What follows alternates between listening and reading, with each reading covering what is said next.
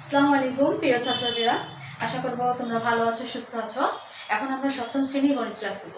তো দেখো, আমরা সপ্তম শ্রেণীতে অনুশীলনী 2.1 করছিলাম, ঠিক আছে? তোমাদের পাঠ্য বইয়ের 25 পেজ। আচ্ছা, 2.1-এর আমরা 13 পর্যন্ত করেছি। আজ আমরা 14 নম্বর করব। দেখো, এখানে 14 নম্বরে লেখা আছে 9600 টাকা সারা, মাইমুনা ও রাইসার মধ্যে 4:3:1 অনুপাতে ভাগ করে দিলে কে কত টাকা পাবে, তাই তো? আচ্ছা, তাহলে আমরা কি এখানে দেওয়া আছে, দেখো টোটাল একটা অ্যামাউন্ট দেওয়া আছে, তাই না? আর সারা, মাইমুনা ও রাইসার মধ্যে কত টাকা অনুপাত সেটা দেওয়া আছে 4:3:1। তাহলে টোটাল টাকা দেওয়া আছে 9600 টাকা, আর তিনজনের মধ্যে যে ভাগ করে দেওয়া আছে তার অনুপাতটা দেওয়া আছে 4:3:1। তো এর আগে অনুপাত সম্বন্ধে আমরা অনেক আলোচনা করেছি, আর অনুপাত কোনটা কোনভাবে হবে বা কোনটা কোন অনুপাত আমরা ইত্যাদি জেনেছি। তো এখানে কি কি দেওয়া আছে সেটা দেখি। দেওয়া আছে টোটাল টাকা, তাই না? তাহলে কি লিখবো? টাকার পরিমাণ। টাকার পরিমাণ কত দেওয়া আছে? 9600 টাকা। আর কি কি দেওয়া আছে? সারা, মাইমুনা আর রাইসার মধ্যে যে বন্টনকৃত অনুপাত সেটা। তাহলে অনুপাতের প্রদত্ত অনুপাতটা, ঠিক আছে, অর্থাৎ দেওয়া আছে যে অনুপাতটা, তাহলে প্রদত্ত অনুপাত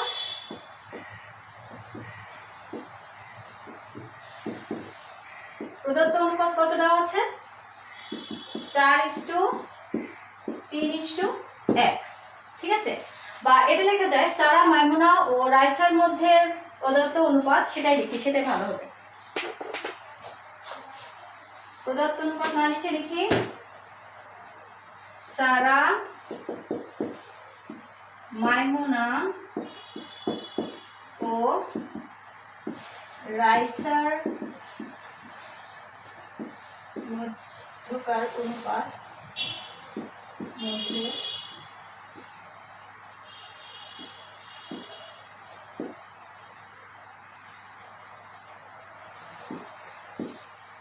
অনুপাত 4:3:1। অতএব প্রদত্ত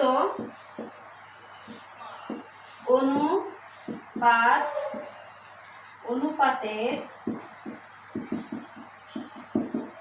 সংখ্যাগুলোর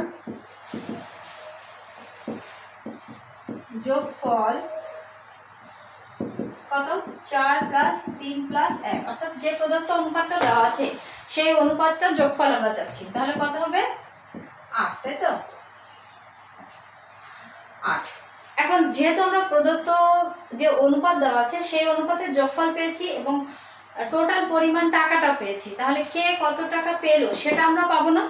অবশ্যই পাবো, কারণ আমরা টোটাল পরিমাণটা পেয়েছি এবং অনুপাতের যোগফল পেয়েছি। অনুপাতের যোগফল এবং টোটাল পরিমাণ দিয়ে যদি গুণ করি এবং তাদের মধ্যে যে অনুপাত আছে সেই অনুপাত দিয়ে যদি ভাগ করে দেই, তাহলে কি হবে? আমরা প্রত্যেকে কত টাকা পাবে সেটা সেপারেট ভাবে পাবো। তাহলে আমরা কি লিখতে পারি এবার? সারা পাবে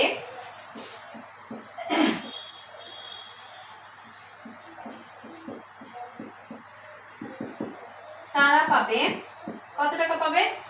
টোটাল অ্যামাউন্ট হচ্ছে 9600 টাকা। টাকার এই টোটাল অ্যামাউন্ট হচ্ছে 8 দ্বারা ভাগ করতে হবে। আর সারার অনুপাত কত ছিল? 4। এত টাকা, ঠিক আছে? তাহলে কত হলো?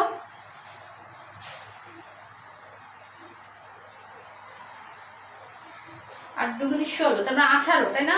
আর 12, এখানে 1200 আর এখানে 4, তাহলে কত হয়? 4×12=48। 4800 টাকা। সেম ভাবে আমরা পরের গুলো বের করতে পারবো।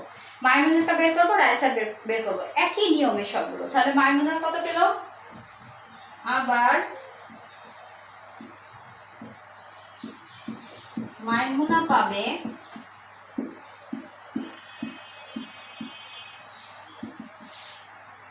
মাইমুনার কত অনুপাত? 3, এখানে 8 টাকা। তাহলে 36, তাই তো? 3 বারং 36, 300 টাকা। এরপরে আবার আসতেছে রাইসা। রাইসা পাবে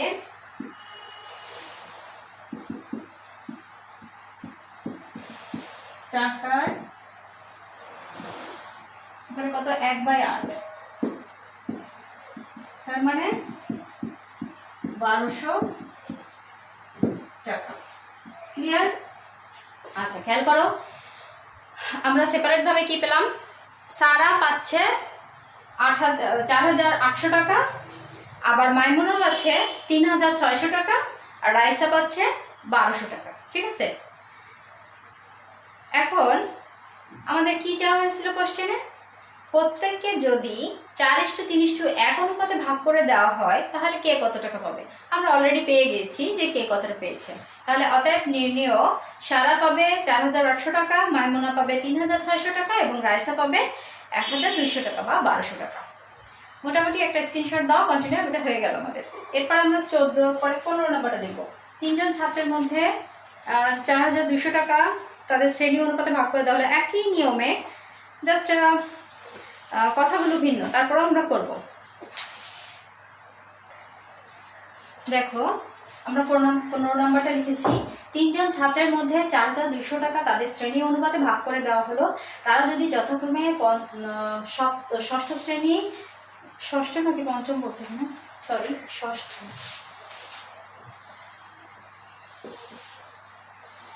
ষষ্ঠ, সপ্তম এবং অষ্টম শ্রেণীর শিক্ষার্থী হয় তবে কে কত টাকা পাবে?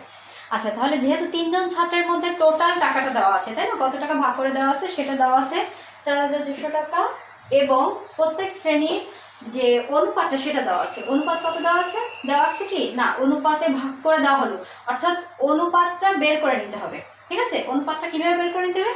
এই যে ষষ্ঠ শ্রেণী, সপ্তম শ্রেণী, অষ্টম শ্রেণীর শিক্ষার্থী অনুসারে, মানে কতজন শিক্ষার্থী আছে সেই অনুপাতে ভাগ করে দেওয়া হচ্ছে। তাহলে ষষ্ঠ শ্রেণীতে ষষ্ঠ অনুপাত ধরে নিই আমরা, আর সপ্তম শ্রেণীতে সপ্তম অনুপাত ধরে নিই, আর অষ্টম শ্রেণীতে অষ্টম অনুপাত ধরে নিই। ঠিক আছে, অনুপাত কিন্তু এখানে তোমার একটু হাইড করে দেওয়া নাই, যে অন্য অঙ্কগুলোতে আমাদের যেভাবে অনুপাতগুলো হাইড করে দেওয়া আছে, যেমন 14 নম্বর হাইড করে দেওয়া আছে যে রাইসা, সারা আর মাইমুনার অনুপাত ছিল 4:3:1, এখানে হাইড করে দেওয়া নাই। ঠিক আছে, কিন্তু অনুপাতটা দেওয়া আছে এখানে। দেখো, ষষ্ঠ, সপ্তম আর অষ্টম, তার মানে 6:7:8 হচ্ছে অনুপাতটা। ঠিক আছে, এটাই হচ্ছে অনুপাত।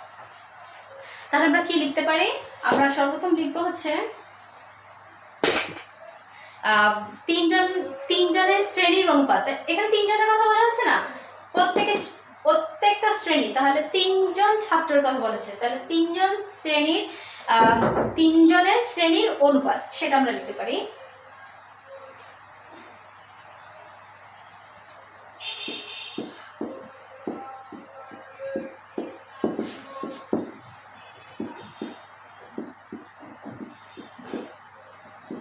কত? 6:7:8, তাই না? 6:7:8। তাহলে 3 জনের শ্রেণী অনুপাত হচ্ছে 6:7:8। তাহলে অনুপাতের রাশিগুলো যোগফল কত হবে? অনুপাতের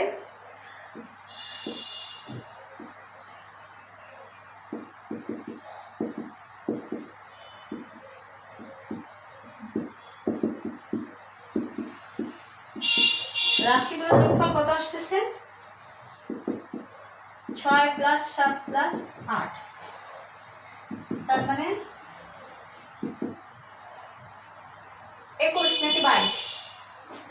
21, 8 আর 16, 16 আর 21। আচ্ছা, দেখো, তাহলে 3 জনের শ্রেণী অনুপাত হচ্ছে 6:7:8, অনুপাতের রাশিগুলো যোগফল হচ্ছে 6 + 7 + 8 = 21। তাহলে প্রত্যেকটা শ্রেণীর শিক্ষার্থী কত টাকা পেল সেটা আমরা খুব ইজিলি বের করতে পারি। এখন লিখবো ষষ্ঠ শ্রেণীর ছাত্র পাবে, যেহেতু সব ছাত্র, ঠিক আছে, 3 জন ছাত্রের কথা বলেছে, এখানে কিন্তু ছাত্রী বলে না, তাহলে ছাত্রই আমরা লিখতে পারি। তাহলে ষষ্ঠ শ্রেণীর ছাত্র পাবে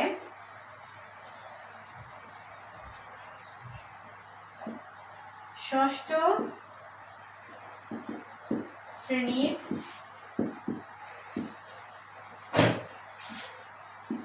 ছাত্র পাবে। টোটাল অ্যামাউন্ট কত? 4200 টাকার টোটাল হচ্ছে 21 আর অনুপাত ছিল 6, এত টাকা। ঠিক আছে, তাহলে 21 দুগুণে 42, তাহলে 6 দুগুণে 12, তার মানে 1200, তাই তো?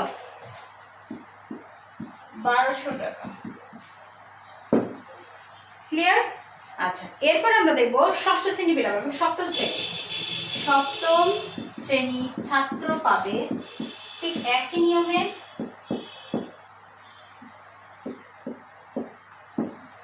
আচ্ছা, সপ্তম শ্রেণী কত ছিল অনুপাত? 7, তাহলে 7, 12 ছিল তাই না? 6 দুগুণে 12, তাহলে 2 আসে, 7 দুগুণে 14, তার মানে 1400 টাকা। 1400 টাকা। এবার আসছে অষ্টম শ্রেণী। অষ্টম শ্রেণীর ছাত্র পাবে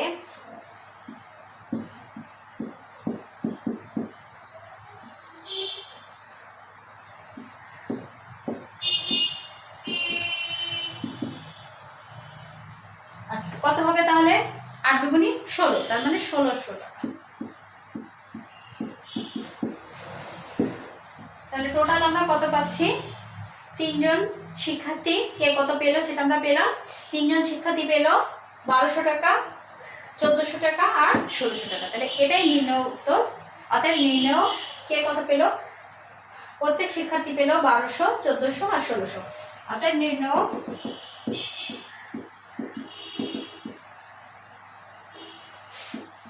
প্রত্যেকে পেল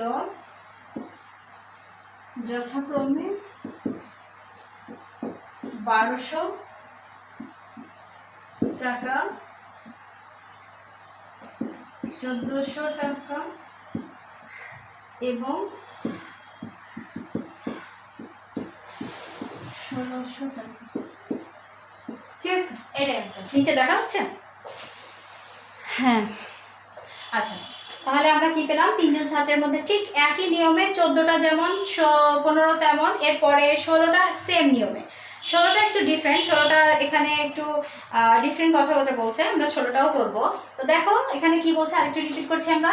3 জন ছাত্রের মধ্যে 4200 টাকা তাদের শ্রেণী অনুপাতে ভাগ করে দেওয়া হলো। তারা যদি যথাক্রমে ষষ্ঠ শ্রেণী, সপ্তম শ্রেণী এবং অষ্টম শ্রেণীর শিক্ষার্থী হয়, তবে তারা কে কত টাকা পেল। এখানে কিন্তু নির্দিষ্ট করে অনুপাতটা দেওয়া নেই, কিন্তু অনুপাতটা লুকায়িতভাবে দেওয়া আছে। ঠিক আছে, তা সেটা হচ্ছে এই যে ষষ্ঠ শ্রেণী, সপ্তম শ্রেণী, অষ্টম শ্রেণী, এটি হচ্ছে তাদের অনুপাত।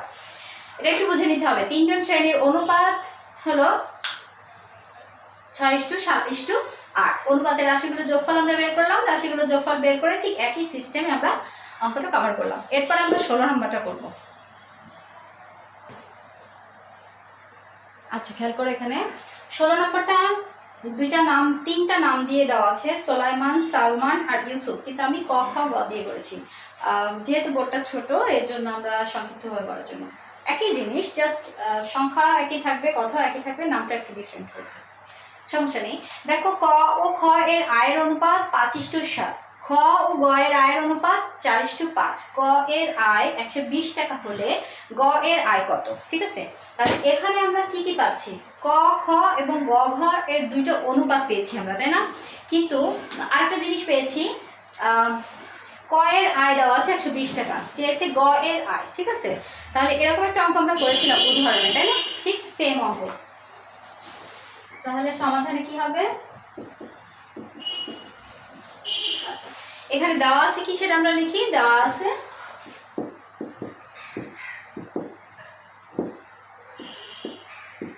আছে ক এর আয় 120 টাকা। আচ্ছা, এবার আমরা আর কি কি পাচ্ছি? অনুপাত দেওয়া আছে, দুইটা অনুপাত। এখানে ক ও খ এর আয়ের অনুপাত দেওয়া আছে, খ এবং গ এর আয়ের অনুপাত দেওয়া আছে। তাহলে ক ইস্টু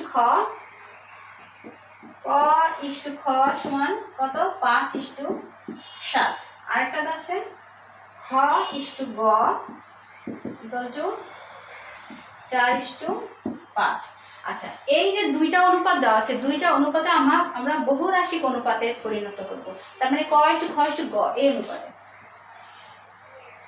ক/খ/গ এই অনুপাতে আমরা প্রকাশ করব। ঠিক আছে,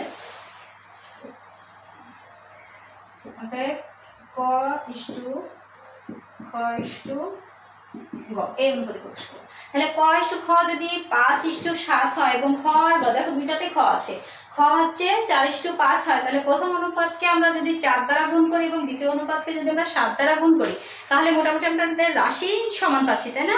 তাহলে 4 আর 5 দিয়ে যদি গুণ করি তাহলে আমরা পেয়ে যাব রাশিটা। আচ্ছা, খেয়াল করো এখানে ক আর খ 5:7, এটাকে আমরা কি করব,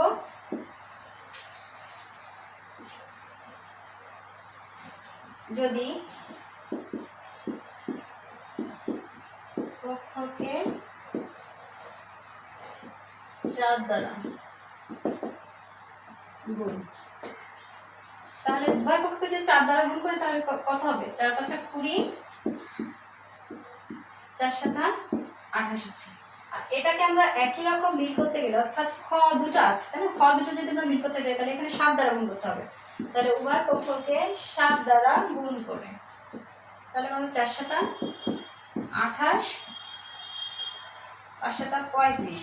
তাহলে দেখো খ মিলে গিয়েছে কিনা, ক/খ/গ তার মানে 20 আর 28, আর এখানে খ হচ্ছে 28 হচ্ছে আর গ হচ্ছে 35 হচ্ছে।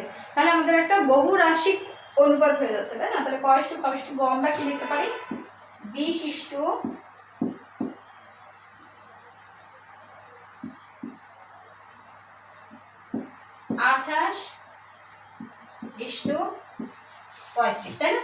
তাহলে আমরা ক, খ আর গ এর অনুপাত পাচ্ছি 20:28:35। আচ্ছা, এখানে আমরা যেহেতু 3 জনের অনুপাত পেলাম, তাই না? আচ্ছা, এখানে আমাদের কি চেয়েছে, এখানে চেয়েছে কিন্তু গ এর আয় কত, ক এর আয় দেওয়া আছে, তাহলে ক এর আয় দেওয়া আছে, আমাদের গ এর আয় চেয়েছে। তাহলে আমরা কি লিখতে পারি, ক এর আয় ইস্টু গ এর আয় ইকুয়াল টু, এখান থেকে দুইটা আলাদা করে নিতে পারি কিনা, অবশ্যই পারি। তাহলে ক এর আয় ইস্টু গ এর আয় ইকুয়াল টু যে মানটা আসে আর কি। তাহলে আমরা কি লিখবো, অর্থাৎ ক এর, আচ্ছা উপরে লিখে, হ্যাঁ যেহেতু আমাদের এই পর্যন্ত হয়ে গেছে, এটা মনে রাখতে হবে আমাদের।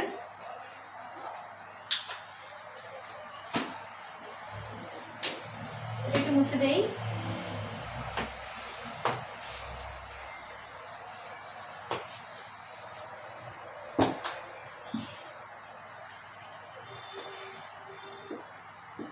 অর্থাৎ ক এর আয় ইস্টু গ এর আয় চেয়েছে, তাই না? গ এর আয় ইকুয়াল টু কত আসে, ক এর আয় কত ছিল, 20 ইস্টু গ হচ্ছে 35। তাহলে কি হবে, অতএব ক এর আয় বাই হচ্ছে গ এর আয়। ক এর আয় হচ্ছে 20 আর গ হচ্ছে 35, তাই তো? এটা আবার মুছে দিই।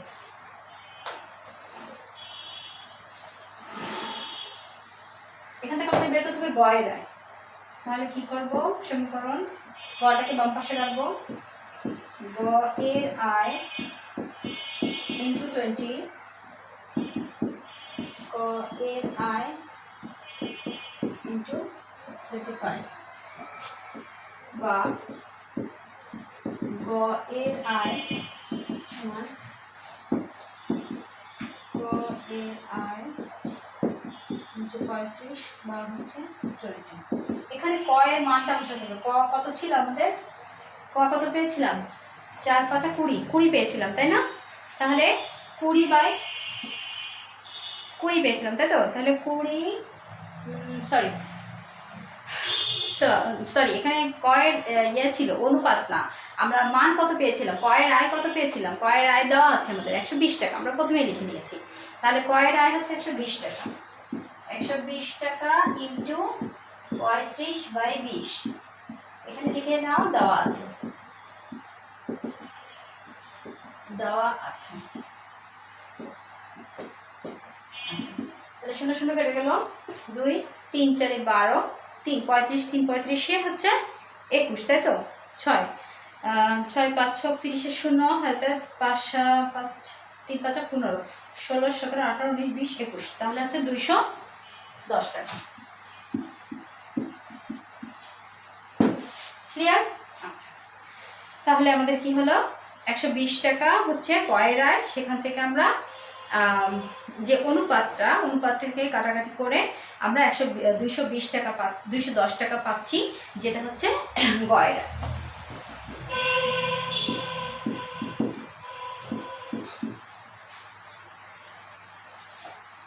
আচ্ছা, এবার খেয়াল করো,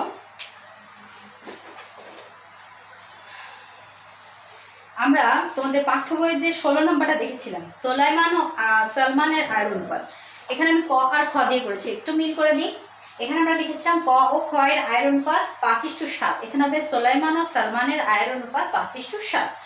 খ ও গ এর আয়ের অনুপাত দেওয়া আছে 4:5, যেখানে আমরা লিখেছিলাম খ এবং গ, সেখানে দেওয়া আছে সালমান ও ইউসুফের আয়ের অনুপাত 4:5। ক এর আয়ের অনুপাত, তার মানে সালমানের আয়ের অনুপাত ছিল, আয় ছিল কত, 120 টাকা, এখানে ইউসুফের আয় চাওয়া হয়েছে, ঠিক আছে? তো আমরা কি করেছি, আমরা ক খ দিয়ে করেছি সুবিধার্থে, তাই তো? একটু ডিফারেন্স হলো আর কি। তাহলে আমরা সর্বপ্রথম আয়ের দুইটা অনুপাত দেওয়া আছে, দুইটা অনুপাতকে আমরা বহুরাশিক অনুপাতে পরিণত করেছি। বহুরাশিক অনুপাতে পরিণত করার আমরা তিনটায় পেয়েছি, সোলাইমান, সালমান আর ইউসুফ, যেখানে আমরা ক খ এবং গ দিয়ে প্রকাশ করেছি। সেখানে আমরা ক এর আয়, তার মানে সোলাইমানের আয় ইস্টু গ এর আয়, তার মানে ইউসুফের আয়, সমান 20:35 পেয়েছি, যেখানে আমরা গ এর আয়, তার মানে ইউসুফের আয়টা বের করবো, ঠিক আছে? ইউসুফের আয়টা আমরা পেয়ে গেলাম। তাহলে মোটামুটি এটা কমপ্লিট, এই অধ্যায়টাও শেষ হল আমাদের। এখানে এরপরে যে অধ্যায়টা আছে সেটা হচ্ছে লাভ ক্ষতির অধ্যায়। আমি জাস্ট আজকে একটু হিন্টস দিব, তারপরের থেকে শুরু করবো। এটা একটা স্ক্রিনশট দাও এবং কন্টিনিউ করো। আচ্ছা দেখো, এখন আমরা যেটা শুরু করবো সেটা হচ্ছে লাভ ক্ষতির অঙ্ক, অর্থাৎ 2.2, ঠিক আছে? 2.2 এর যে অনুশীলনী আছে, সেখানে যে সূত্রগুলো আছে সেটা আমরা দেখব। তো এখানে দেওয়া আছে মূলত তিনটা জিনিস, একটা হচ্ছে ক্রয় মূল্য, বিক্রয় মূল্য, লাভ আর ক্ষতি। এই চারটা জিনিস আমাদের মূলত জানতে হবে, কোনটা ক্রয় মূল্য, কোনটা বিক্রয় মূল্য, কোনটা লাভ, কোনটা ক্ষতি, ঠিক আছে? লাভ মানে তো আমরা জানছি প্রফিট, আর ক্ষতি মানে লোকসান, সেটা আমরা তো আবার সবাই জানি, ক্ষতি মানে লোকসান, সেটা আমরা জানি। আচ্ছা, ক্রয় মূল্য কাকে বলে, বিক্রয় মূল্য কাকে বলে, সেটা তো আমরা খুব ভালো করে জানছি। ক্রয় মূল্য মানে যে টাকা দিয়ে আমরা ক্রয় করছি সেটা হচ্ছে ক্রয় মূল্য, আর বিক্রয় মূল্য যেটা দিয়ে আমরা বিক্রি করছি যে টাকায়, সেটা হচ্ছে বিক্রয় মূল্য। লাভ কি, যদি ক্রয় মূল্য থেকে বিক্রয় মূল্যটা যদি বেশি হয় তাহলে সেটা লাভ, আর যদি ক্রয় মূল্য থেকে বিক্রয় মূল্য কম হয় তাহলে সেটা ক্ষতি বা লোকসান। তাহলে সবকিছু ডিপেন্ড করতেছে কিন্তু এই ক্রয় মূল্যের উপর, ঠিক আছে? ক্রয় মূল্যের উপর লাভ ক্ষতি দুইটাই ডিপেন্ড করতেছে, ক্রয় মূল্যের উপর লাভ ডিপেন্ড করতেছে, ক্রয় মূল্যের উপর ক্ষতি ডিপেন্ড করতেছে। এখন তাহলে ক্রয় মূল্য আর তাহলে লাভ ক্ষতি দুইটা সূত্র, তাহলে ক্রয় মূল্য কাকে বলে সেটা আমরা একটু দেখি।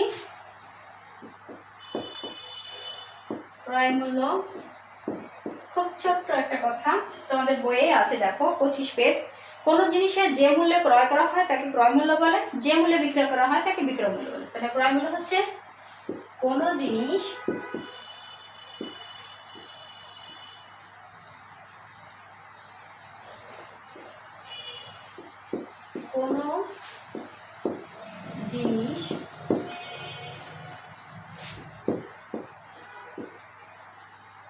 যে মূল্যে ক্রয় করা হয় তাকে ক্রয় মূল্য বলে। আর বিক্রয় মূল্যটা কি? আচ্ছা, লিখে দিই ক্রয় মূল্য, যে মূল্যে ক্রয় করা হয়, ঠিক আছে? আর বিক্রয় হচ্ছে কোন জিনিস যে মূল্যে বিক্রয় করা হয়।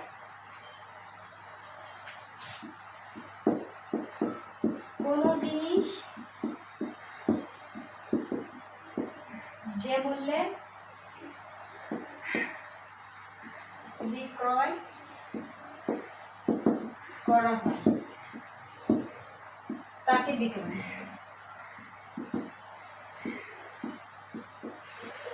আচ্ছা, ক্রয় মূল্য আর বিক্রয় মূল্য গেল। আচ্ছা, ক্রয় মূল্য আর বিক্রয় মূল্য আমরা বুঝলাম।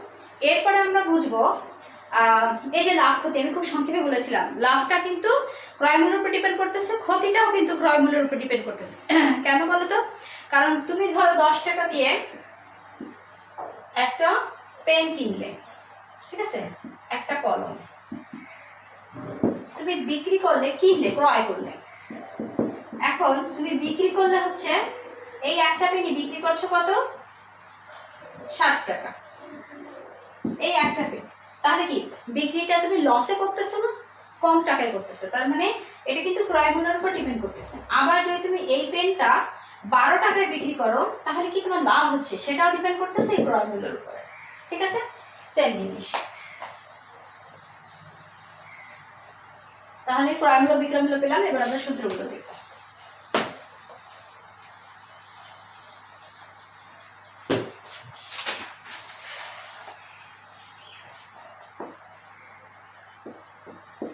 লাভ আর ক্ষতি।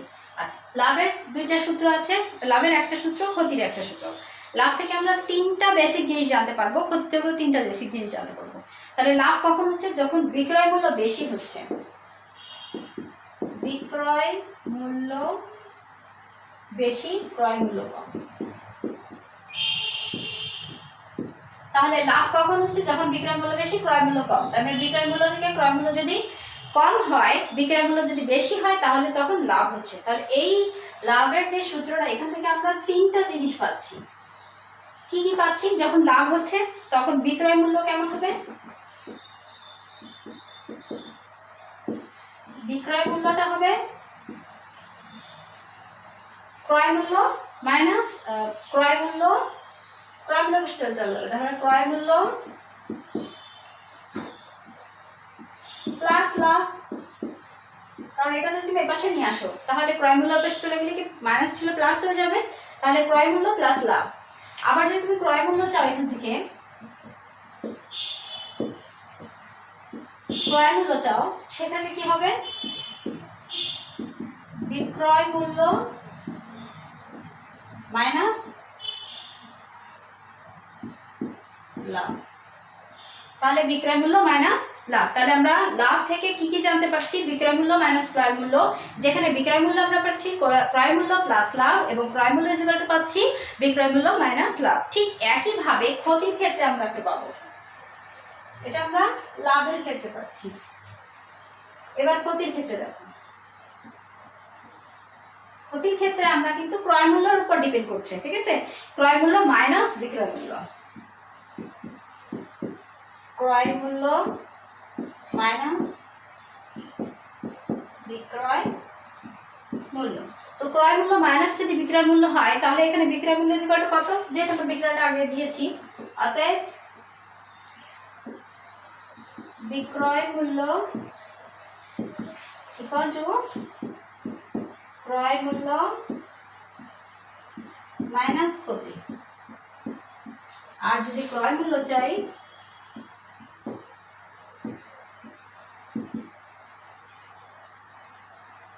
ক্রয় মূল্য চাই, তাহলে এখানে কি হচ্ছে? ক্ষতি প্লাস বা বিক্রয় মূল্য প্লাস ক্ষতি, মূল্য প্লাস ক্ষতি।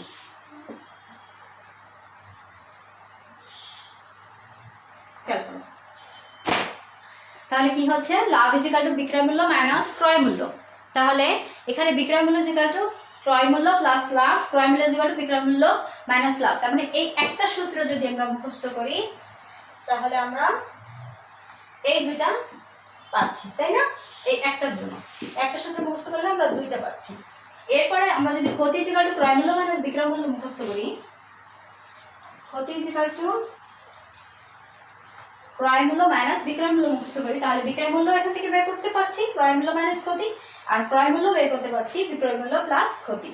আচ্ছা, এই দুটো আমরা পেয়ে যাচ্ছি। তাহলে মূল ফাংশন হচ্ছে আমাদের দুইটা সূত্র, একটা হচ্ছে ক্ষতি ইজিক্যাল টু ক্রয় মূল্য মাইনাস বিক্রয় মূল্য, আর লাভ ইজিক্যাল টু বিক্রয় মূল্য মাইনাস ক্রয় মূল্য। তো নেক্সট ক্লাসে আমরা এই ক্রয় মূল্য বিক্রয় মূল্যের উপরে অঙ্কগুলো করব আর কিছু উদাহরণও দেখব। তো আজ এই পর্যন্ত থাক, এই সূত্রগুলো মুখস্থ করবে। এখানে মেইন সূত্র দুটা, আর যেগুলো আছে এগুলো জাস্ট এর সাথে ইনিশিয়াল অবস্থায় আছে,